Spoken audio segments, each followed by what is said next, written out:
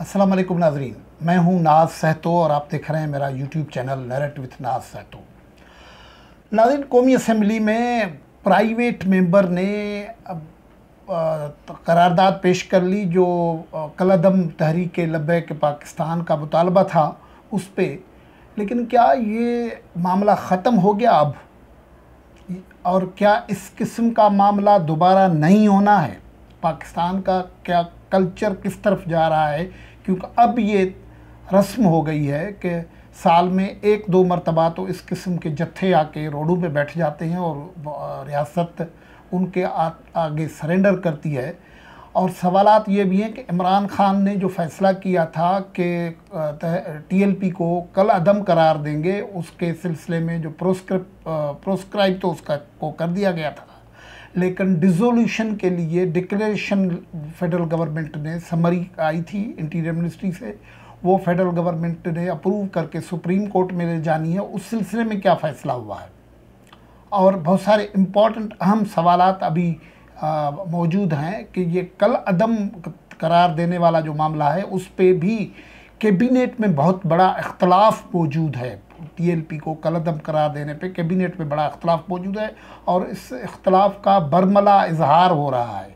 शेख रशीद जो बड़ी बड़के मारते थे और उसका ख्याल था कि इंटीरियर मिनिस्ट्री आने से उनके पास लाठी डंडा सब कुछ आ जाएगा, सिगार और वो डंडे से उस मुल्क को चलाएंगे, अब वो सहमे हैं, उनका सियासी मुस्तकबिल दाव पे लग गया है। इस हवाले से भी गुफ्तगू करेंगे। लेकिन पाकिस्तान एक ऐसा बदनसीब मुल्क है कि जहाँ रोज़ाना बुरी ख़बरें आम लोगों को मिलती हैं और पाकिस्तान के हवाले से कई बुरी ख़बरें दुनिया भर को सुनने में आती हैं। अभी ये जो लाहौर वाला मामला था वो ख़त्म ही नहीं हुआ था। वहाँ जिस तरीके से इंफॉर्मेशन के फ़्लो को रोका गया, उससे र्यूमर्स ने जो जगह ली और पाकिस्तान दुनिया भर में पता नहीं क्या क्या छपता रहा। सरकार तो कहती रही कि दुश्मन को ये मौका मिल रहा है कि वो गलत प्रोपेगेंडा करे, लेकिन ये गलत प्रोपेगेंडा का मौका किसने दिया और ये इन्फॉर्मेशन का फ़्लो रोका गया। अभी वो उसी ही सेटबैक से संभले नहीं हैं। तो हुआ ये कि इस्लामाबाद पाकिस्तान का सबसे बड़ा जो महफूज शहर समझा जाता है, वहाँ के भी पोश इलाके के एक पार्क में शाम को वॉक करते हुए पाकिस्तान के एक इंटरनेशनल रिपोर्ट के जर्नलिस्ट अबसार आलम को गोली का निशाना बनाया गया। वो ख़तरे से बाहर कहे जाते हैं, जो इस अस्पताल से रिपोर्टें आ रही हैं, लेकिन जो मारने वाला था वो तो उसे मार के ही चला गया था। ये तो कुदरत ने उसकी ज़िंदगी बचा ली है। गुफ्तगू इन मौज़ूआत पे होगी, लेकिन गुफ्तगू आगे बढ़ाएं तो इससे पहले आपने अगर ये यूट्यूब चैनल सब्सक्राइब नहीं किया है तो उसको सब्सक्राइब कर लें। वीलॉग्स देखें, आपको पसंद आते हैं तो लाइक करें, कमेंट करें, शेयर भी करें, दोस्तों को दिखाएं, दोस्तों के साथ शेयर करें। उनका ओपिनियन भी चाहिए, आपका ओपिनियन भी चाहिए कि इस प्रोग्राम को कैसे आगे हम बढ़ा सकते हैं। तो हम गुफ्तगू कर रहे थे कि ये तो अब जो सरकार ने फ़ैसला किया था कल अदम करार देने के बाद उसी TLP के साथ गुफ्तगू भी की।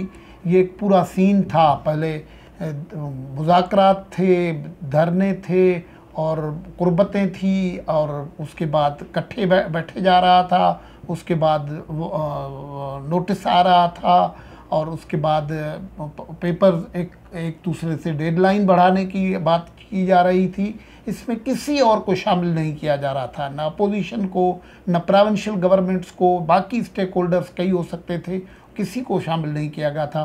फिर उसमें एक्शन आ गया, फिर एक थ्रिलर की तरह, और फिर गोलेबारी होना लग गई, और ये जो टीयर गैस है उसके टैंकर्स इकट्ठे हो गए, फिर पेट्रोल बम चलने शुरू हो गए, फिर पुलिस वालों पे हमला हो गया, फिर कई लोगों की ज़िंदगियां तल्फ़ हो गई, और फिर एक सरकारी इदारों के लोग निशाना बने। जो मुजाहिरीन थे, एहतजाज करने वाले, वो भी ज़िंदगी से हाथ धो बैठे। प्रोस्क्रिप्शन का सारा प्रोसेस चल गया, और जो शेख रशीद साहब इंटीरियर मिनिस्टर थे वो उन्होंने डंडा दिखाना शुरू कर दिया, ताकत का इस्तेमाल भी शुरू हो गया।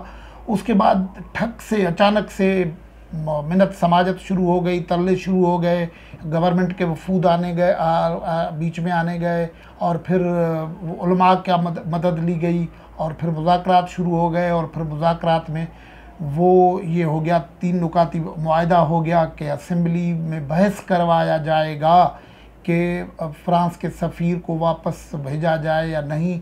वो करारदाद अब अचानक से असेंबली में आई। असेंबली का सेशन मुलतवी हो गया था जुमेरात तक, अब मंडे ट्यूसडे को फिर अचानक वो उसको बुलाया गया, और मंडे को, और फिर वो उस आज इजलास भी गुज़श्ता दिनों हो गया, और वो टेबल तो हो गया, लेकिन उसमें भी तलखी रही, और जिस तरीके से पॉलिटिकल पार्टीज़ ने हुकूमत की धुलाई की और हुकूमत सर झुकाए उसको बर्दाश्त करती रही, वो भी कमाल का था। लेकिन कई सवालात हैं जो अभी तक जन्म ले रहे हैं। जो हमारे इतलात हैं कि कैबिनेट, ये कौमी असम्बली में जब रेजोल्यूशन आ रहा था, उससे पहले भी जो कैबिनेट का इजलास आया उसमें बहुत बड़ा इख्तलाफ नज़र आया। जो हुकूमत ने काम किया है उसके ऊपर कई वज़रा ने ये सवालात उठाए कि अगर हमने उनको कलअदम करार देना था तो मुज़ाकरात कैसे होंगे, और अगर मुज़ाकरात होंगे तो फिर जो कलअदम करार दे चुके हैं उसका क्या होगा। और इस तरीके से ये हम अगर डील करते रहेंगे तो ये तो मुस्तकिल मामला रहेगा और मसला हल नहीं होगा। लेकिन बिलाखिर इमरान खान साहब के अपने हर एक पॉलिटिकल पार्टी के वोट बैंक का मसला होता है, तो उसमें उन्होंने ये फ़ैसला किया कि असेंबली में करारदाद लाई जाए। जो करारदाद थी वो सीधी थी कि बहस किया जाए कि फ्रांस के सफ़ीर को निकाली दी जाए या नहीं दी जाए। लेकिन उसके बाद भी जो सूरत हाल बनी कि आज जिस किस्म की सूरत हाल में हुकूमत है, वो बिल्कुल आपको उसके हाथ पाँव बिल्कुल ही जो कहते हैं ना सुकड़ गए हैं ना, हाँ, कोई उनसे हरकत नहीं हो रही। शेख रशीद साहब जो हैं, जो इंटीरियर मिनिस्टर बने थे, तो स्टाइल से वो सुगार मार रहे थे और कह रहे थे कि FIA की टीमें मुनज़्ज़म हो जाएंगी और अब लोगों को पता होगा और ये होगा। लेकिन ये सारा जो सीन हुआ है उसने शेख रशीद के गुब्बारे से हवा निकाल दी है। और पॉलिटिकली ये कहा जा रहा है कि उनके लिए, क्योंकि ये इसी कार्ड पे खेलते रहे हैं और उन्हीं लोगों को भड़काते रहते थे, इस किस्म के लोगों को मुख्तलिफ़ वक्तों में पॉलिटिकल अपोनेंट्स के ख़िलाफ़ शेख रशीद एक लीड रोल अदा कर रहा होता था मुख्तलिफ़ लोगों को।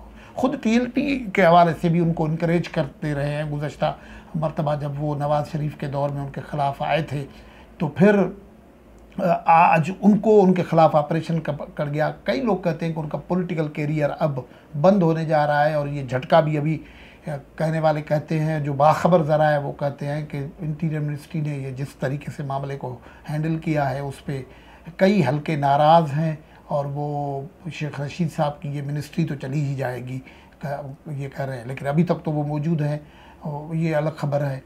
फिर मामला ये है कि कैबिनेट में जो मामलात हैं उसमें इख्तलाफ है। मिसाल के तौर पर नूरुल हक कादरी साहब जो मजहबी मामलात के उमूर हैं, वो कहते हैं कि कल अदम करार देने का जो मामला है वो अभी उस पर कोई फ़ैसला नहीं है, लेकिन ऐसे जैसे हालात होंगे तो हम आहिस्ता आहिस्ता उसको फेस करेंगे, उसके मुताबिक अकॉर्डिंगली मूव करेंगे।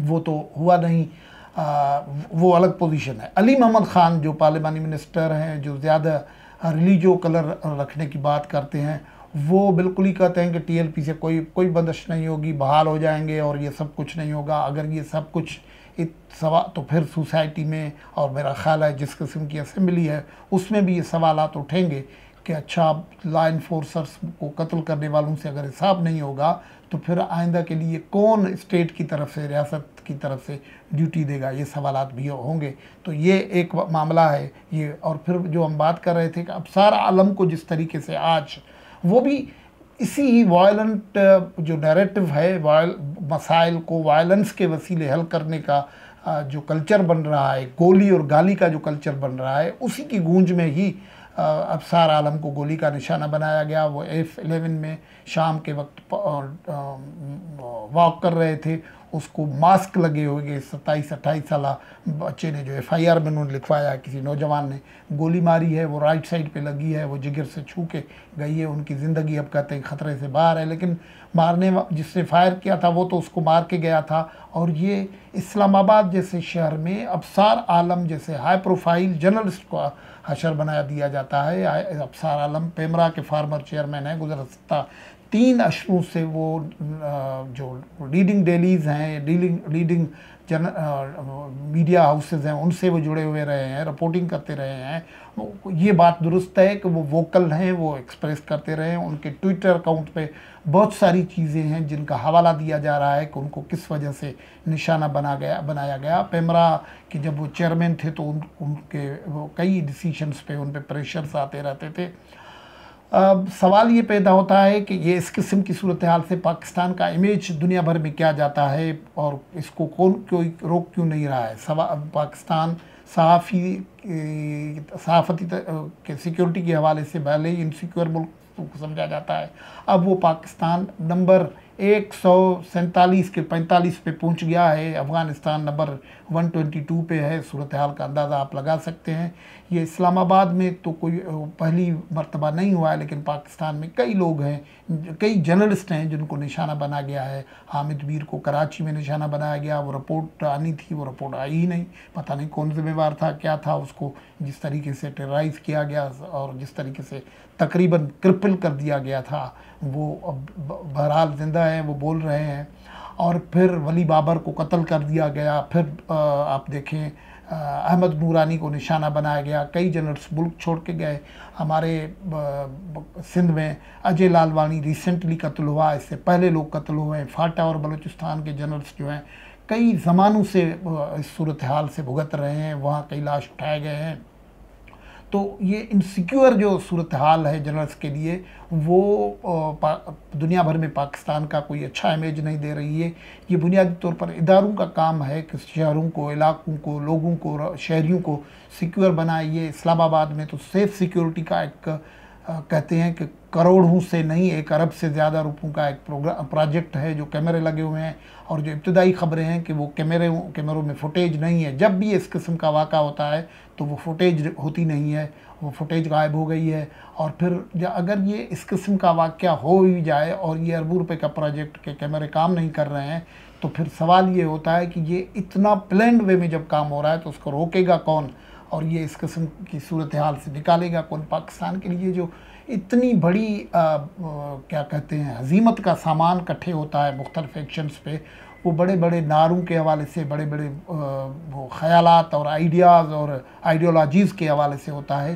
یہ سوال بھی دیکھنا چاہیے کہ کیا یہ کسی جو وائس آف ڈسینٹ ہوتا ہے، اختلاف رائے جو ہوتی ہے، جو اختلاف کی آواز ہوتی ہے، اس کو دبانے کی کوشش تو نہیں ہے۔ اور یہ جو ایٹیٹیوڈ ہوگا کہ کہیں آپ اختلاف رائے کو گولی سے ختم کر لیں اور کہیں جو ہے آپ کو سب کے لیے راستے کھول دیں، جو چاہے وہ کر لیں، یہ پاکستان کے لیے اچھا نہیں ہوگا۔ آج کی گفتگو سے اجازت، اللہ حافظ۔